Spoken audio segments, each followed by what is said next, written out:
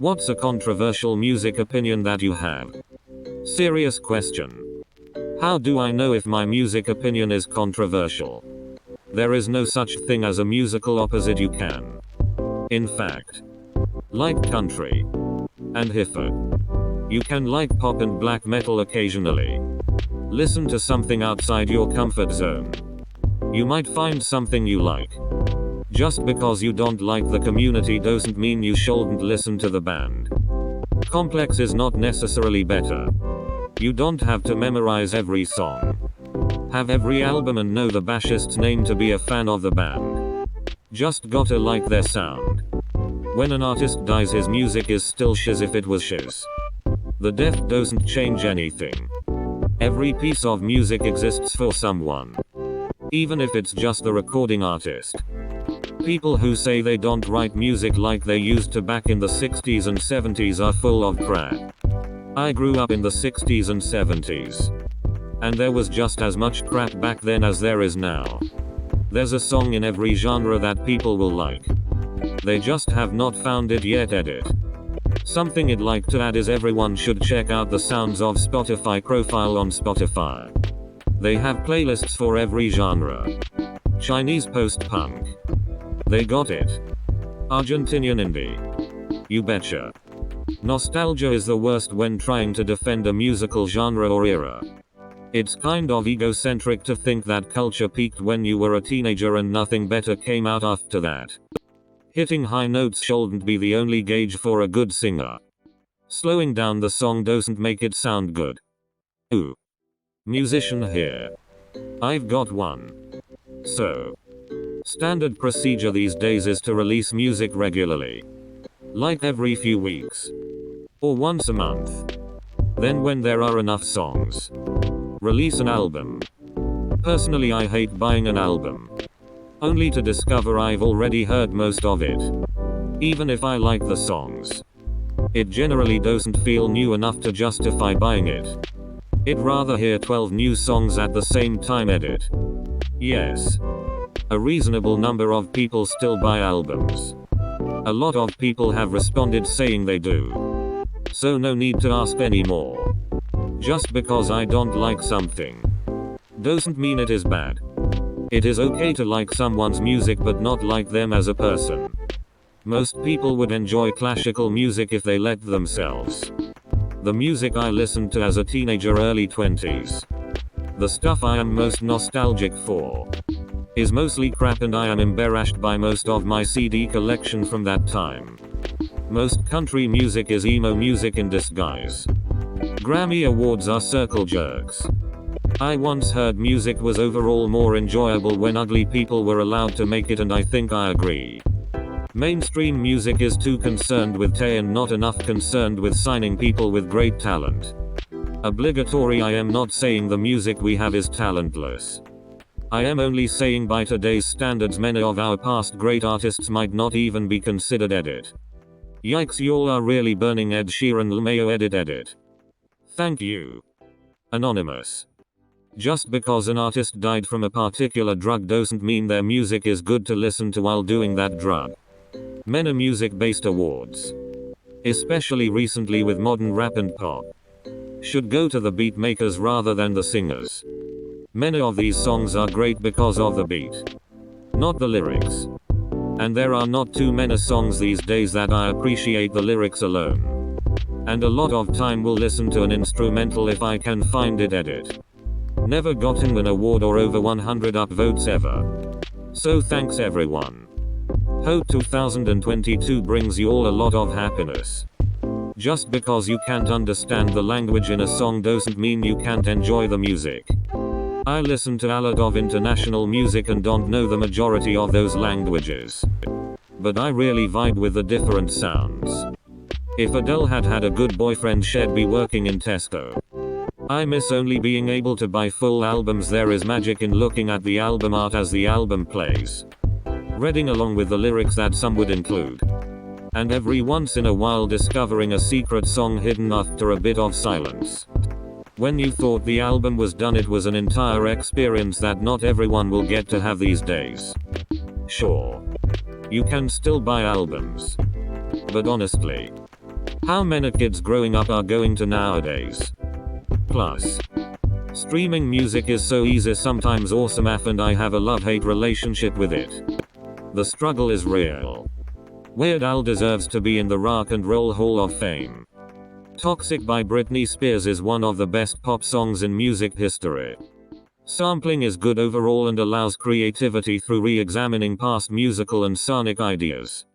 Musical quotation has been a thing for centuries and sampling is just that, but with fancier technology that lets it go a step further. 1. There is no such thing as guilty pleasure music. Listen to whatever you enjoy listening to. 2. Modern music isn't rubbish. It's just different and the music styles genres of the past that you prefer are still out there if you bother to look for them and vice versa. There were a lot of bad, forgettable songs in the past but people just forgot about them. I literally played a top 100 chart of some random week of 19 something to my parents and they only remembered 15 out of those 100 songs. 3 of which they called good songs. There's too damn many music genres to keep track of and I don't pay attention to them at all when I look for new music. If I vibe with it, I vibe with it. People singing the Star Spangled Banner at football games is dumb. They always add in way too much. Listen to everything. Don't over-listen to one genre. Don't ignore genres. Listen to it all. And pick favorites from all. Don't let anyone force you to pigeonhole yourself. I like the Alien Ant Farm version of Smooth Criminal better than MJ's version. I get raked over the coals for this opinion every time I express it. But there it is. I am not saying it's objectively better as there is no way of really objectively measuring musical styles. I am saying that I prefer it edit. To clarify, I was a big MJ fan growing up, born in '79 and heard the MJ version well before the AAF version was released. Blind Melon could have evolved into one of the greatest rock bands in America if Shannon Hoon had managed to stay sober. Edit. Shiz. So much love for Blind Melon. I am sure he's up there with a smile on his face knowing that he touched so many people. He read Pswyata Bekomwachvgs 9 fucks a little something Pswyata Bekomwachvgs 6W8S for all of you. You can listen to dance music and EDM even when you're not drunk or partying. Personally I listen to a shizload of techno all of the time but it helps me feel less anxious driving about cause it's a constant distraction. I love ska. Jim Morrison must have been an insufferable prick. As a teenager, I idolized him. In my 20s, I really didn't think of him at all. I was walking through a bookstore in my 30s and saw a book of his lyrics and poetry and cracked it open. Well, was it bad? Shallow. Meaningless musings from a self-indulgent man-child. Uke. I can't stand positive sounding music. It makes me feel uneasy and anxious and I don't know why. Beyoncé was better when she was part of Destiny's Child. Every genre of them has at least one good song. Listen to whatever you like. Who cares? People who declare that something isn't music don't know shiz. I am an enormous Daft Punk fan. But Random Access Memories isn't a masterpiece by any means. It isn't even their best album. That's Discovery. Which is a stoner cold stroke of genius magnum opus. Ram is actually kind of a snoozer fest. Save for 34 standout tracks. Much of the album meanders. And the instrumental tracks aren't particularly interesting musically or production-wise. On the other hand, the engineering, mixing and mastering on Ram is absolutely some of the greatest of all time. But I don't think an album's greatness should be judged on this alone. Truly bad music is pretty rare. Most people confuse music they don't like or understand with bad music. Most music, even if it's basic in terms of writing or production, has its place. Its reason for existence. People need to chill the frick out and stop getting so angry and dismissive about certain music genres. Huey Lewis and the News. Their early work was a little too new wave for my taste. But when Sports came out in '83, I think they really came into their own. commercially and artistically. The whole album has a clear, crisp sound, and a new sheen of consummate professionalism that really gives the songs a big boost. He's been compared to Elvis Costello, but I think Who has a far more bitter, cynical sense of humor. I unironically love Stairway to Heaven. I don't think it's overplayed or cliche. I think it freaking slaps. Nickelback is widely hated only because the majority of their most famous songs are their worst and radio stations don't like heavy music, so they don't play Nickelback's best songs. Hanson turned out to be a really great band and they're quite talented. Emo music is not bad. Rappers get far too much credit for the music their producers made for them. Video game music should be held to the same respect as any other form of music. The fact that it comes from a video game doesn't change its value. Rapid hop is one of the most intellectual genres of music ever. It's also one of the least intellectual forms of music. It depends on what you're listening to. I can't tell you how many references, historical figures, historical laws, or just straight knowledge I've been put onto because I heard it in a rap song. If anyone's curious or just wants to talk about their favorite intellectual rappers, these are some of the best to ever do it. Black Thought Nas KRS-One Mos Def Immortal Technique. Black metal has a lot of controversial history and a gatekeeping fanbase, but I think it is genuinely one of the most beautiful music genres out there.